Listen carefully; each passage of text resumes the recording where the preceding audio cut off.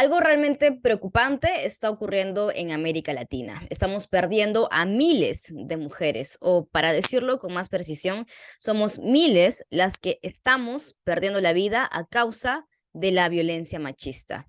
En México, Devani Escobar, una adolescente de 18 años, salió un fin de semana a una reunión con sus amigas y jamás regresó a casa. En Chile, Francesca Flores, de 40 años, había dado a luz solo 2 semanas antes de que su pareja, un policía mucho menor que ella, decidiera deliberadamente terminar con su vida. Y en Perú, Blanca Arellano fue encontrada muerta en una playa, desmembrada, sin rostro, sin huellas dactilares ni órganos. Juan Pablo Villafuerte, un joven a quien conoció por internet, está preso, acusado de haberla matado. Digamos que América Latina ha dado pasos hacia adelante, pero todavía no es suficiente. Entonces, eh, todavía hay unas tasas de mortalidad y de asesinato de mujeres por razones de género. O sea, recordemos que los feminicidios o los femicidios, como se mencionan en países como Argentina, son asesinatos de género de mujeres por el hecho de ser mujeres. Digamos que es un asesinato de odio por una cuestión de género, ¿no? Y eso está enraizado en la cultura machista que predomina en todos los países de América Latina. Hola, ¿qué tal? Mi nombre es Lucero Chávez. Hoy es martes 29 de noviembre del 2022. Y en el episodio de hoy de La Válvula, el lado B de las noticias, conversamos con Almudena Barragán, periodista del diario El País para la Ciudad de México, sobre los más de 4.000 feminicidios que van al año en América Latina, cómo pinta el panorama en la región y qué podemos hacer nosotras las mujeres para cuidarnos de no caer en relaciones dañinas que atenten contra nuestra integridad.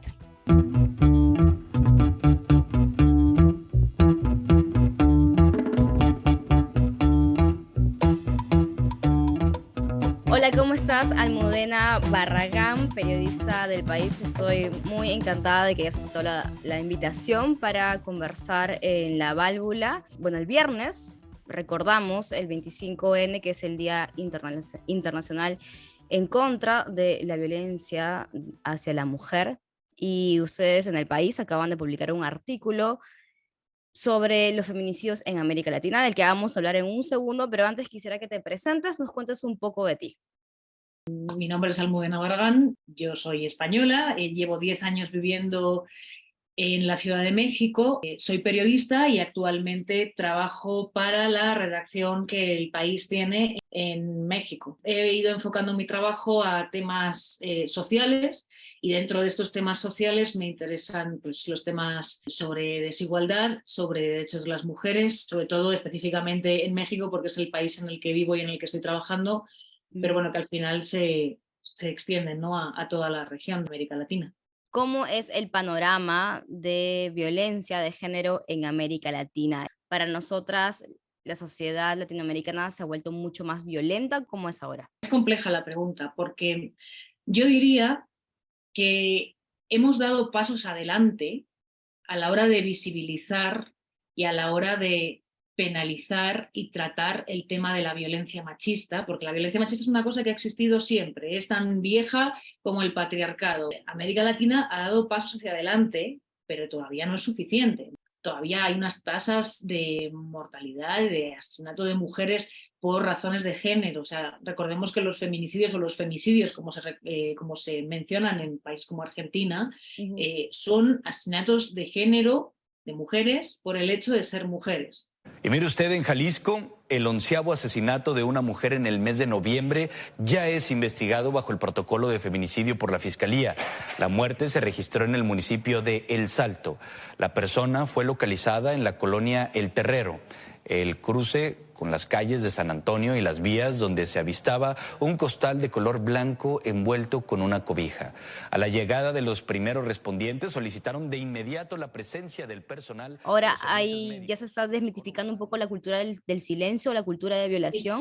Yo no creo que se pueda responder esa pregunta solo de una manera. A medida que las sociedades, y yo creo que tiene mucho que ver con los movimientos de mujeres en las calles y con el ascenso del feminismo y el aumento, ¿no? y el aumento de conciencia sobre el feminismo en las mujeres más jóvenes del continente, eso también ha ayudado a nombrar las violencias y a ponerles nombre, y entonces cuando se nombran las cosas existen. Tenemos una tradición de que si a una mujer le pegaba a su marido en su casa, eso era algo del terreno personal e íntimo. Hace una década o menos se llamaba a los asesinatos de mujeres, a los feminicidios, se los llamaba crímenes pasionales, ¿no? Y eso lo decían los medios de comunicación. Y todavía hoy en día hay medios que todavía se les sigue escapando que cuando se mata a una mujer es un crimen pasional. Nosotros precisamente las feministas somos las que decimos que todo lo que tenga que ver con lo personal es político y por lo tanto una violencia que sucede en el ámbito de una casa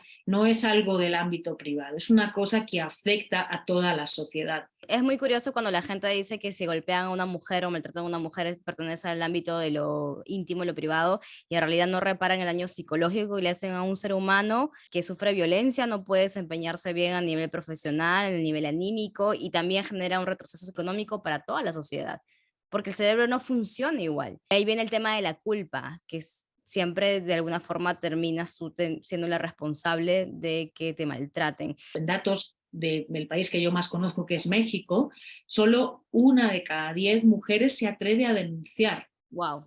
Porque eso también tiene que ver con la falta de confianza de la población en las autoridades, ¿no? Si tú frente a ti tienes unas autoridades que son omisas, que te revictimizan, que te juzgan y que te prejuzgan y te dicen, bueno, señora, usted viene a denunciar una violación, pero ¿cómo iba usted vestida? Porque a lo mejor usted es responsable de esa violación. Pues ese tipo de trato que te dan algunas autoridades hace que las mujeres no quieran denunciar, y es comprensible. Esto es La Válvula, ya regresamos con más.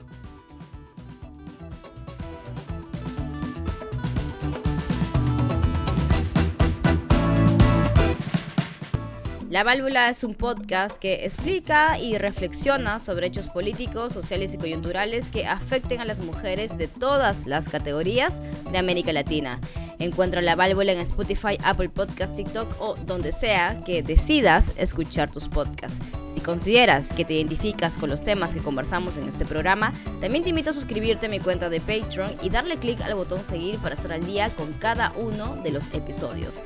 Comparte también este programa con tu familia, amigas y amigos y, por supuesto, con todas las disidencias. Gracias por escuchar.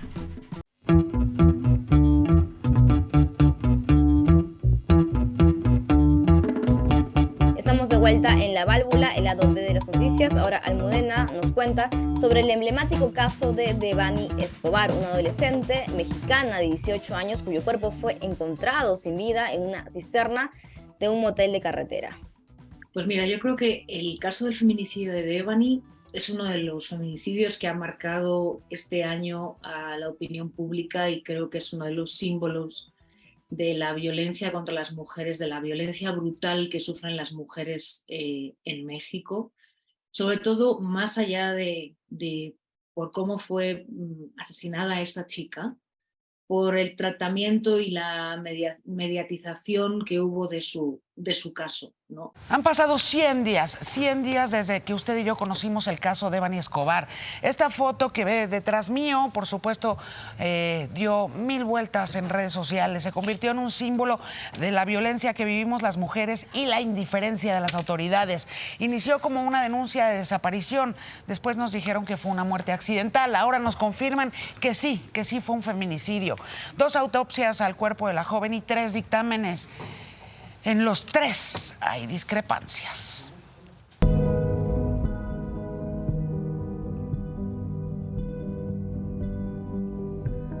Uno de los problemas que hubo siempre con el caso de Devani es que las autoridades no dijeron la verdad en lo que estaba pasando al principio.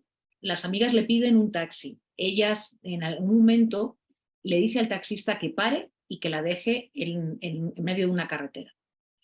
El taxista para el coche, la deja en la carretera y le toma una foto, que es la última foto que hemos conocido de Devani con vida. Y después de ahí no se sabe qué pasó. Hay cámaras de vigilancia que graban a Devani caminando por el borde de la carretera y llegando a un hotel, al Motel Nueva Castilla, y hay unas imágenes en las que ella se la ve caminar por dentro digamos como del patio del hotel, como del jardín del hotel. Uh-huh.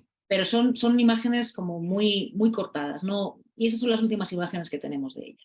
2 semanas después, Devani aparece en una de las muerta en una de las cisternas de ese hotel. Se supone que las autoridades habían hecho 4 cateos en ese motel antes de encontrar sorpresivamente el cuerpo de la chica flotando en la cisterna. Todo lo que tiene que ver con la muerte de Devani es un misterio, pero más allá voy al punto de la revictimización, y creo que eso es una característica que podríamos decir que tienen los feminicidios en general en América Latina.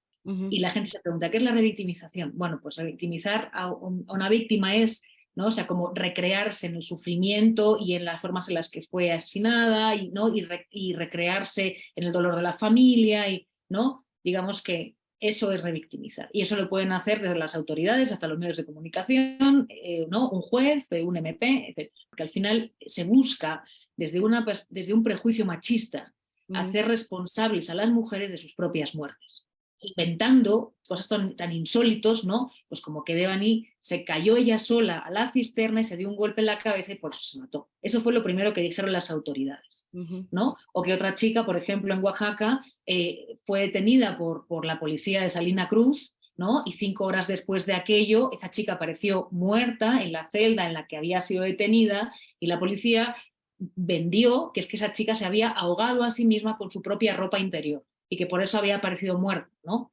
Y entonces parece que con esas versiones revictimizantes completamente ya se da una respuesta de por qué se mueren las mujeres. Las mujeres se mueren casi por magia.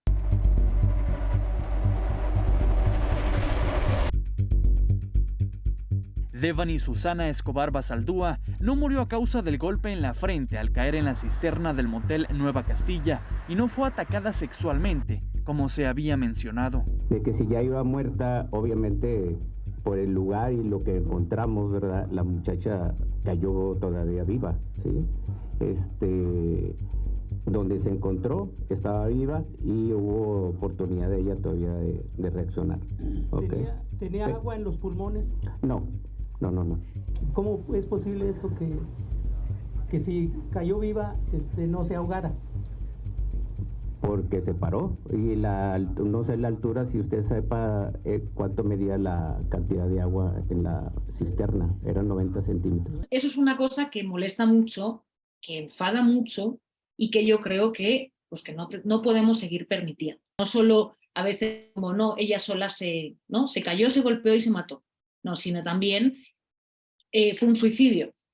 Y no son suicidios, son feminicidios, y las autoridades tienen que reflejarlo como tal, porque para que la muerte violenta de una mujer sea un feminicidio se tienen que cumplir una serie de puntos, como que fue una muerte violenta, como que el cuerpo de la mujer apareció en un lugar público, como que de repente la pareja sentimental de esa mujer está desaparecida, está huida.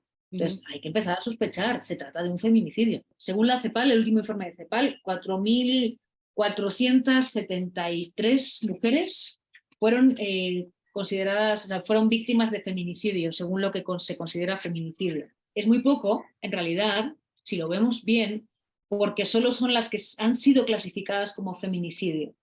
Pero las muertes violentas de mujeres en América Latina es muy probable que sean decenas de miles.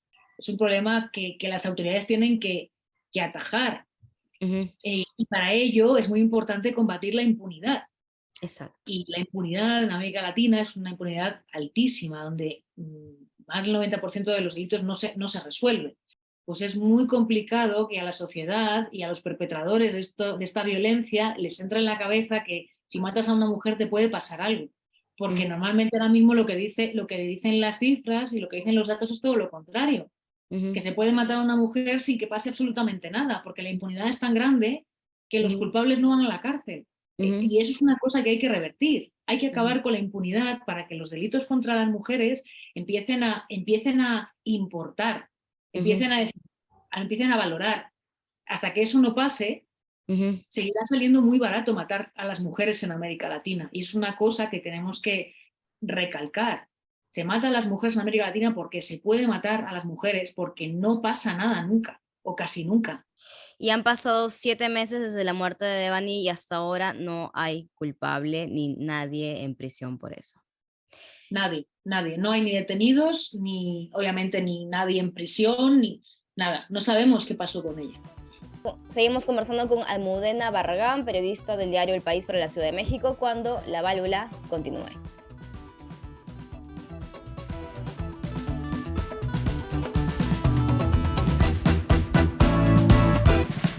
Este programa desmitifica el amor romántico, profundiza sobre las raíces de la violencia, habla de la participación política de las mujeres en los gobiernos de América Latina y aborda las noticias como no las verás en los medios tradicionales. Desde ya, gracias por apoyar este proyecto de periodismo independiente que busca generar reflexión y entendimiento entre todas y todos para vivir con más libertad.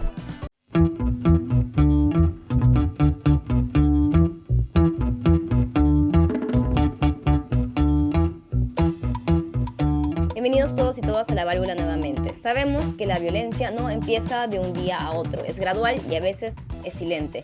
Qué importante saber identificar esas banderitas rojas que nos hacen ruido, pero que también dejamos pasar, especialmente cuando estamos en una relación de marcada jerarquía de poder. En Chile, a Francesca Flores fue su pareja quien la asesinó, y más aún fue su hijo adolescente quien encontró su cuerpo. Y su pareja era menor que ella.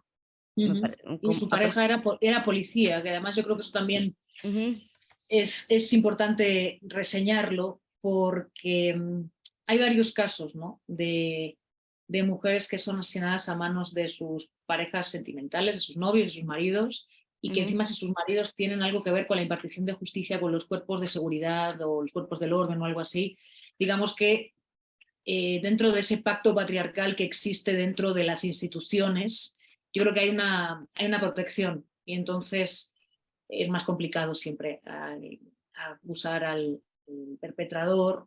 Creo que otro punto en común que tienen los feminicidios, y seguro que en el caso de Francesca pasa lo mismo, es que antes de que se produzca un feminicidio hay una serie de violencias, porque la violencia machista es una violencia gradual. Que se produzca un feminicidio, muchas veces lo que sucede es que ha empezado con un golpe, ha empezado con una mala palabra, ha empezado con unos celos, ha empezado con un hostigamiento de la víctima. Hay un caso, por ejemplo, en México, que es un caso emblemático también, que es el de Mariana Lima, que fue asesinada por un comandante de la policía en el Estado de México, y el comandante de la policía dijo que en realidad ella se había suicidado, ¿no? Tenía todas las autoridades de su lado. Pues se dio carpetazo a ese asunto como un suicidio y ya está, y nadie más rascó ni investigó, menos su madre. Una de las cosas interesantes que pasó es que, como su caso llegó a la Suprema Corte, la Suprema Corte estableció en el año 2015 que toda muerte violenta de mujer en México tiene que ser investigada de oficio, o sea, desde el inicio, como un feminicidio, y luego descartar si se trata o no de un feminicidio. Entonces, digamos que Mariana Lima y su familia lo que consiguieron, aunque no consiguieron justicia para ellos, lo que consiguieron fue que hubiera un poco más de justicia para las mujeres que venían detrás de ellos. Las leyes respecto a los derechos de las mujeres y la violencia contra las mujeres se ha ido haciendo así en muchos países de América Latina. Un hecho importante, un hito importante, fue la declaración de Belén do Pará en el año 94. Yo creo que ahí fue cuando los estados empezaron a reconocer que la violencia contra las mujeres existía y que lo que había que hacer era precisamente condenar la eliminación de todas las formas de discriminación contra la mujer. Y ese fue como el primer pasito, yo creo que a nivel regional, que empezó a marcar la diferencia. Pero claro, es un pasito pequeño. Estos avances se tratan, por supuesto, de voluntad política, pero también creo que es importantísimo la labor que han hecho las feministas y los movimientos de mujeres en todos los países de América Latina para presionar y para evidenciar y para señalar, ¿no?, que existe este problema tan importante como las violencias machistas.